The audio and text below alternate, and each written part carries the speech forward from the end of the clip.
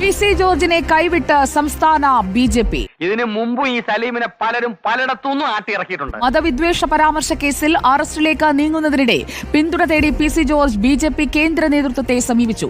എങ്ങനെയെങ്കിലും കേന്ദ്രം സംസ്ഥാന നേതൃത്വത്തോട് കാര്യം പറഞ്ഞെങ്കിലും ഇടപെടാൻ കഴിയില്ലെന്ന് നേതാക്കൾ മറുപടി നൽകുകയായിരുന്നു. അവരെ കൊണ്ട് ഇപ്പോൾ വലിയ ആവശ്യമൊന്നുമില്ലല്ലോ. ജോർജ് നടത്തിയ പരാമർശത്തോട് ബി.ജെ.പിയുടെ പ്രതികരണം എങ്ങനെയാണ്? അല്ല, പരാമർശത്തെ പറ്റി ഇപ്പൊ നമ്മളൊന്നും പറയുന്നില്ല. അതായത് ആ പരാമർശത്തെ ബി.ജെ.പി. പിന്തുണയ്ക്കുന്നില്ല എന്ന് തന്നെയാണ്. ആകാശത്തേക്കോടെ പോണ റോക്കറ്റ് തോട്ടിട്ട് പിടിച്ച് ആസനത്തിൽ വെച്ച് പൊട്ടിക്കാന്ന് കേട്ടണ്ട.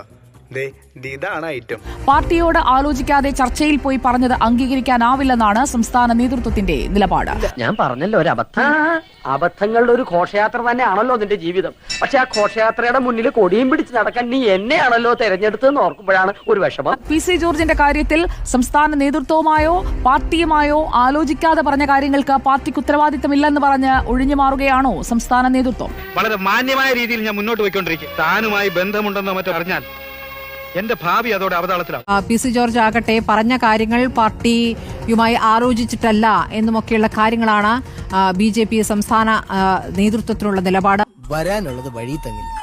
ഇതങ്ങനെയല്ലല്ലോ. വരാതെ പോയതിനെ ഫ്ലിപ്കാർട്ടിലൂടെ ഓർഡർ ചെയ്ത് വരുത്തിയതല്ലേ. श्री पी.सी. जॉर्ज के नेतृत्व में जो केरला जनपक्षम वो भारतीय जनता पार्टी में മർജ് कर रहे ജോയിൻ कर रहे. സമാനമായ 4 കുറ്റകൃത്യങ്ങൾ പി.സി. ജോർജിനെതിരെ രജിസ്റ്റർ ചെയ്തിട്ടുണ്ടെന്ന് പോലീസ് കോടതിയെ അറിയിച്ചു. സോറി, ഒരു അബദ്ധം പറ്റിപ്പോയതാണ്.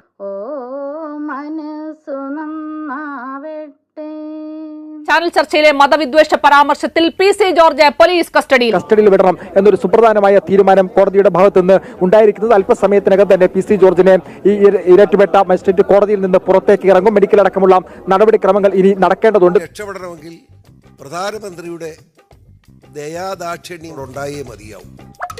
ആരുടെ ദയാദാക്ഷിണ്യം? മോദിയുടെ ദയാദാക്ഷിണ്യം.